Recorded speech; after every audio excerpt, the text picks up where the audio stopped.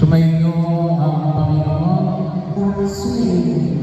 Hindi na po bago sa ating pagdinig ang istorya ng halimugang anak. Mas kilala natin sa tawag na halimugang anak. Pero ito rin yung tinatawag na matuwid istorya o talinhaga ng matuwid na panganay. Lalo-lalo na yung tinatawag natin talinhaga ng mahabaging ama. So pinapaalala sa atin ng kapal na una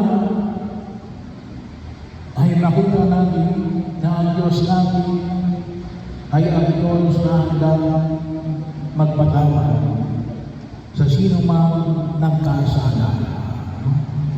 Kaya sana mahilig natin mapahalagahan ang grasya ng pagpapatawad ng Diyos na siya binibigyan natin ang halaga ngayong 40 taon ng paghahanggan sa muling pagkabuhay ng ating Panginoon si Kristo. So yung pakinabangan natin yung sakramento na pagpapatawad mula sa sakramento ng binyag. Kabahagi din yung sakramento na tinatawag natin pangungumpisal. Magkakataon sana ay pakinabangan natin. Kaya po, kapag panahon ng Kwaresma, mayroon tayong kumisa ng bayan. Tuntusin po, ganun din kapag panahon ng Advento.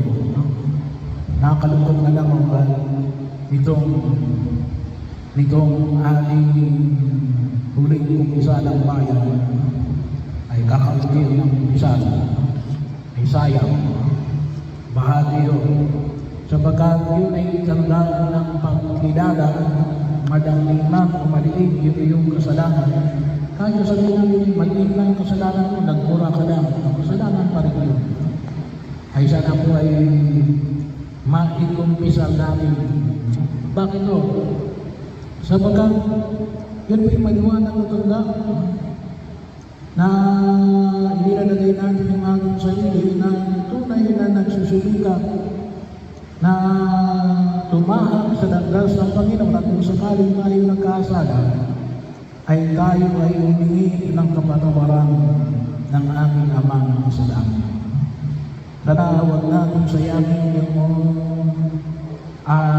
biyaya ng pagpapatawad ng Diyos na ipinagkakaloob sa atin.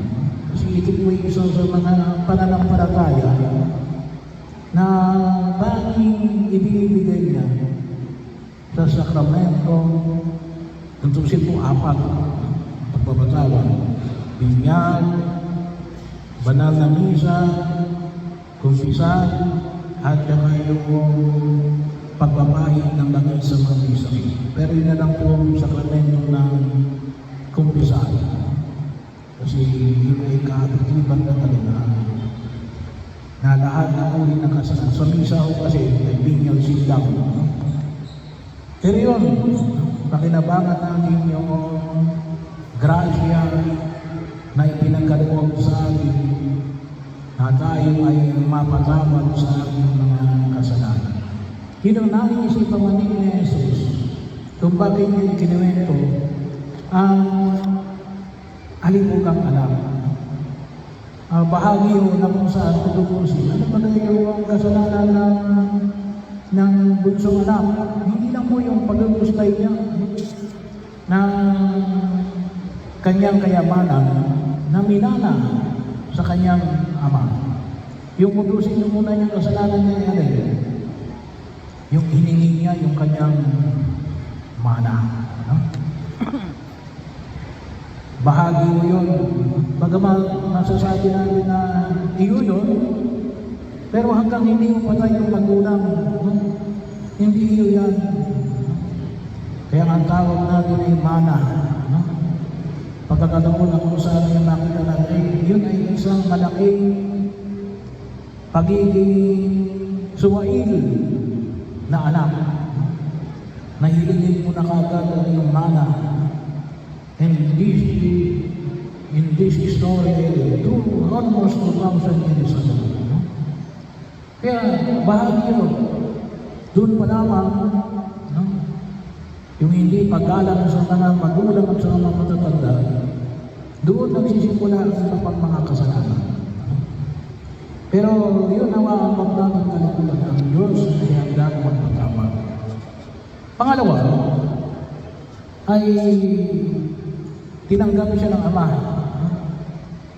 Kaya bahagi rin na wag natin kalimutan natin yung pagtanggap sa kanya naman, kasi yung panganay na anak, nagreklamo. Ba't nagreklamo yung panganay na anak? Akala niya kasi na, ito, yung bunsong anak, baka makihami pa ulit sa mana, baka bigyan pa ito ulit ng mana. Hindi na ho. No? Sa unang pagkakilala ng kadakilaan ng awa ng Diyos, dapat maging maliwanag din sa atin yung alin, yung maibigay natin yung hinihingi ng katarungan. Bagaman ito po ipinasukutan ng singsing, binigyan ng panyapa, magarang damit, hindi na hulugan na hangin pa yung mana na natila sa kanya. Ibig sabihin, anak pa rin siya ng kanilang ama. Bahagi na itinuturing siya na kasapi ng kanyang pamayanan. Pero hindi na po siya muling magmamana. Kaya nga, yung tunay ng pagkilala sa kagandahan loob ng Diyos na magpatawad ay kaakibat din sa pagkaunawa ng katarungan ng Diyos. Kasi kapag tayo ng umisal, pinatawad na tayo sa aming mga kasalanan. Hindi na tayo pupunta sa impyerno.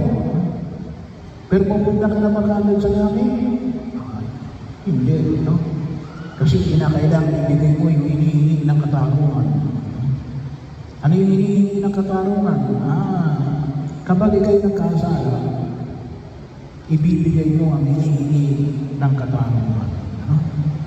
At ano yung pamantayan natin kapag para ibigay yung hinihingi ng katarungan? Lahat ng ating pagkakasala ay kinakailangan ibigay natin yung hinihingi ng katarungan 4 times the amount. So kung halimbawa may nasira kang bagay ng kapitbahay mo na nagkakahalaga halimbawa ng 1 milyon, hindi lang 1 milyon ang babayaran mo, 4 na milyon. Bahagi yun. Saan namin makikita yung 4 times the amount? Yung pag-uusap ni Jesus at ni Zaccheo. Anong sabi ni Zaccheo? Kung ako man ay manayadayang sino man, 4 na ibayo sa sauli ko sa kanya. Yung requirement kasi ng Old Testament ay alin?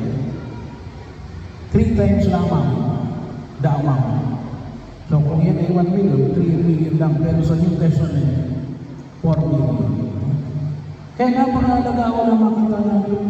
Kaya ngayon yung mga pagkukulang ang kainaan na nagawa namin, kinakailangan natin ibigay yung hinihingi ng katarungan. Bahagi ko yun na makita natin. Kaya nga kung sakaling mayroon tayong pagkukulang habang narito tayo sa lupa, ibigay natin yung hinihingi ng katarungan. Kung halimbawa may nakuha kayo 100, alam yung 400 yun ay kinakailangan sa ulit nila nang hindi rin nila nalalaman. No? Kasi pwede ka nilang kasuhan.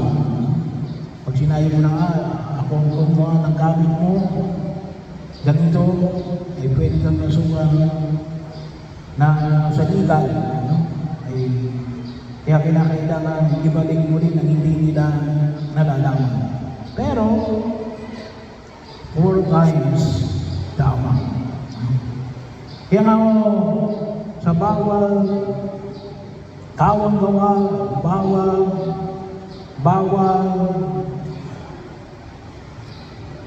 pagsasakripisyo, bawat panalangin kinakailangan isama natin na maibigay natin yung hinihingi ng katarungan.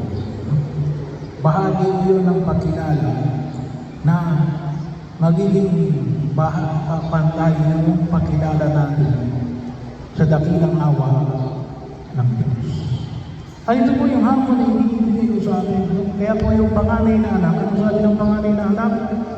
Pangatlong utos, hindi mo man lang kami binigyan ng kahit, hindi mo man lang ako binigyan ng kahit na isang pisirong kambing para mapagsaluhan ng aking mga kaibigan. Ikukumpara mo yung pisirong kambing sa isang pinatabang kuya. Napakalaki ng difference niya. Yung laki na lang niyan, talagang ibang-iba. Pero ano yung nakita ko natin? Na hindi niya maaari na unawaan yung yung sinabi ko yung kalawang puntos, yung katarungan ng Diyos. Na kinakailangan ibigay yung hinihingi ng katarungan. At maaari hindi niya naiintindihan yung yung karangalan ng pagiging isang anak. Ay ibinigay na roon yung kanyang kayamanan, itong kayamanan na ito na nasa kanila ngayong harapan ay kanya na at ng kanyang tatay. Bahagi na siya roon. Hindi niya nakita, hindi niya naisip. Kaya nga ho, isa nilang biyaya na kuminsan nakakalimutan natin yung kuminsan hindi natin nagagamit yung karangyaan natin bilang mga anak ng Diyos. Kaya po, yung ating pasimula ng pagdiriwang ng misa, hinisimulan palagi natin yung sa likod na mayroong pagbabasbas. At palagi yung binabanggit na na ito ay bahagi ng pagkilala natin bilang mga anak ng Diyos na tinanggap natin mula nung tayo binigyan. Bakit hindi natin alam? Napakalakas ng kapangyarihan ay pinagkaloob ng Diyos bilang mga anak, bilang kanyang mga bayan, bilang kanyang mga alagad. Bahagi mo yun, baka hindi natin nagagamit. Nalit, ikaw pala yung matuwid, ikaw pala yung anak ng Diyos. Baka hindi natin pinamamanig yung ating pagkilos sa daigdig na ito.